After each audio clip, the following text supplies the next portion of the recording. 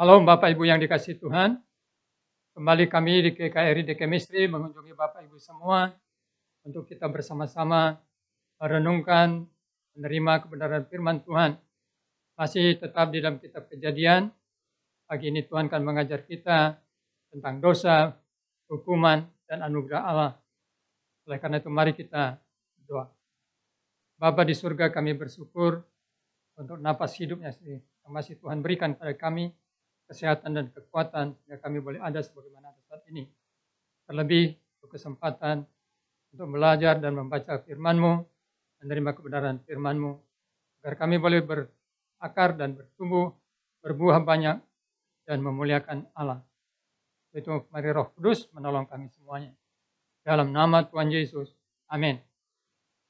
Bapak, Ibu, Saudara yang kasih Tuhan, hari ini Tuhan akan mengajar kita dari kitab Kejadian. Yang pertama, Kejadian pasal 3 ini akan mengajarkan kita tentang proses daripada sebuah kejatuhan ke dalam dosa. Itu diungkapkan mulai dari Kejadian 1 sampai dengan Kejadian di dalam ayat yang Kejadian 3 ayat 1 sampai 6. Proses dosa itu diungkapkan secara detail di sini. Itu berarti tidak ada orang yang jatuh ke dalam dosa secara eksiden. Tidak ada orang yang jatuh ke dalam dosa karena sebuah kecelakaan. Yang terjadi adalah seseorang jatuh ke dalam dosa melalui sebuah proses. Mari kita lihat bahwa kejadian jatuhnya manusia ke dalam dosa diawali oleh proses adanya dialog antara ular dengan manusia. Yang pertama diwakili oleh Hawa. Ular dalam segala kecerdikannya mengetahui bahwa dia lebih mudah untuk memanipulasi Hawa daripada Adam. Sehingga dia berdialog dengan Hawa. Hawa yang diajak berbincang menanggapi apa yang disampaikan oleh ular. Ular berkata bahwa Allah telah melarang mereka untuk memakannya, seperti yang dikatakan dalam ayat 1, tentulah Allah berfirman, semua pohon dalam taman ini jangan kamu makan buahnya, bukan? Jadi di sini ular telah menggunakan sebuah tipuan, semua buah pohon di taman ini. Padahal Tuhan tidak mengatakan semua. Ada 2 yang tidak boleh dimakan. Lalu Hawa memberikan tanggapan dengan berkata, buah pohon-pohonan dalam taman ini boleh kami makan. Tetapi tentang buah pohon yang ada di tengah-tengah taman, Allah berfirman, jangan kamu makan ataupun raba buah itu, nanti kamu mati. Hawa menambahkan apa yang dikatakan Tuhan. Tuhan berkata, kamu akan mati kalau kamu memakannya. Tapi Hawa menambahkan dengan, kalau kamu meraba. Tuhan tidak berkata mereka akan mati kalau menyentuh pohon tersebut. Lalu dari dialog itu, Iblis memberikan sebuah tipuan yang lebih canggih dengan mengatakan bahwa itu semuanya bohong. Sekali-kali kamu tidak akan mati, ayat 4. Ayat 5, tetapi Allah mengetahui bahwa pada waktu kamu memakannya, matamu akan terbuka dan kamu akan menjadi seperti Allah, tahu tentang yang baik dan yang jahat. Jadi, Iblis menipu Hawa dengan memprovokasi, dengan berkata bahwa itu tidak benar, yang dikatakan Allah itu tidak benar. Yang benar adalah Allah tidak menginginkan kalian sama dengan dirinya. Lalu kita membaca di dalam ayat 6 bagaimana akhirnya perempuan itu tergoda untuk melihat buah pohon itu. Kemudian dia melihat betapa baiknya dan memberi pengertian. Dia memetiknya, memakannya, dan memberikannya kepada Adam.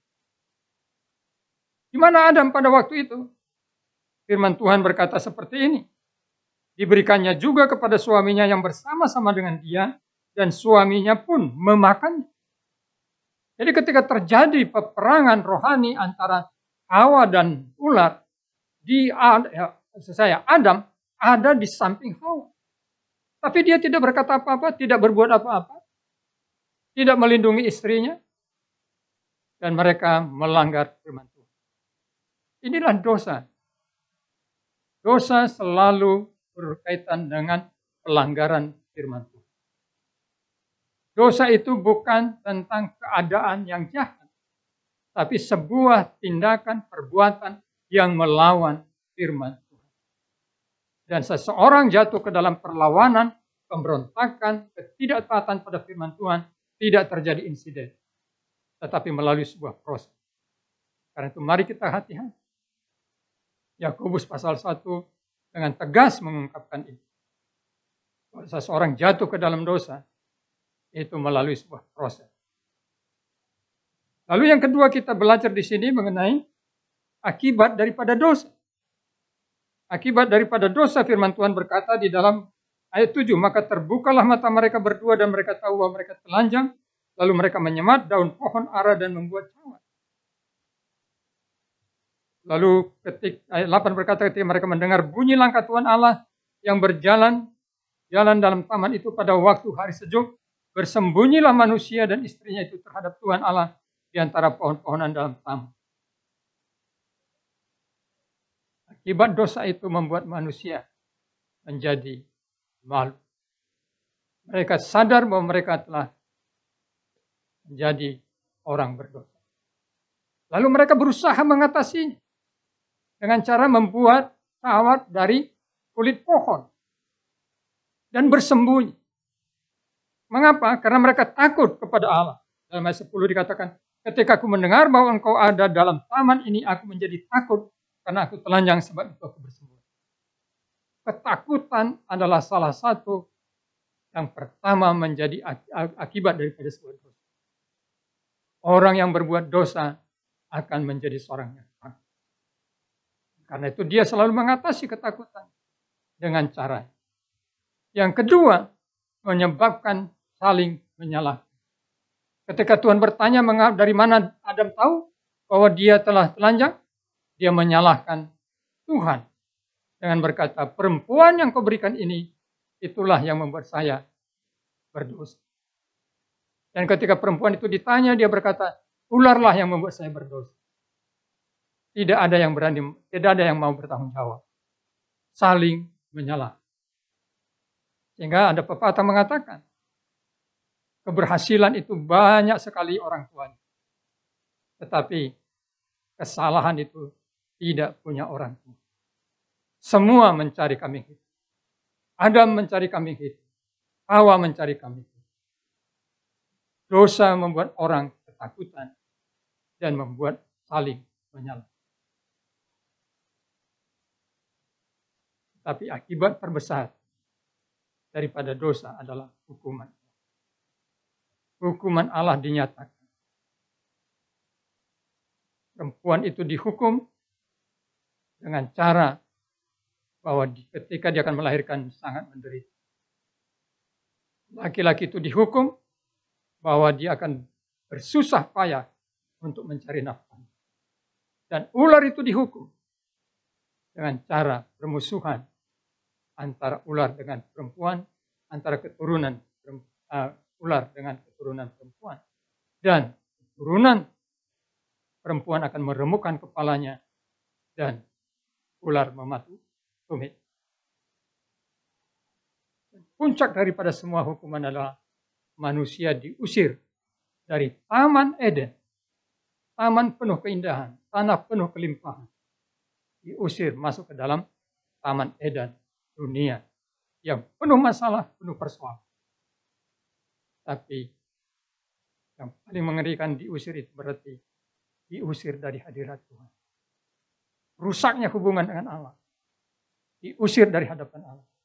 Inilah kematian rohani. Bapak, Ibu, Saudara, mari kita menyadari betapa mengerikannya dosa.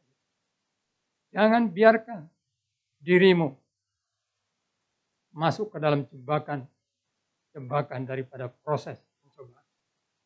Lawan, karena ada Roh Kudus dalam diri.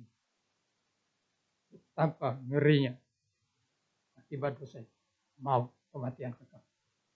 Tetapi puji Tuhan, di dalam dosa yang penuh kematian kekal itu ada anugerah. Allah membuat baju bagi laki-laki dan perempuan itu dari kulit adalah domba, kulit, binatang. Hanya Tuhan yang sanggup menutupi dosa manusia. Dan itulah yang dilakukan Tuhan Yesus. Darahnya tertumpah menutupi dosa kita. Tuhan berkati kita berdoa. Anugerah damai sejahtera-Mu kiranya memberkati kami, dan Roh-Mu yang kudus menolong kami untuk lebih memahami kebenaran firman, agar kami semakin berakar, bertumbuh, berbuah banyak bagi kemuliaan Allah. Dalam nama Tuhan Yesus. Amin. Selamat pagi Bapak Ibu Saudara yang kasih Tuhan. Tetap semangat untuk bertumbuh, berakar, dan berbuah. Tuhan dimuliakan. Salam, sampai bertemu besok.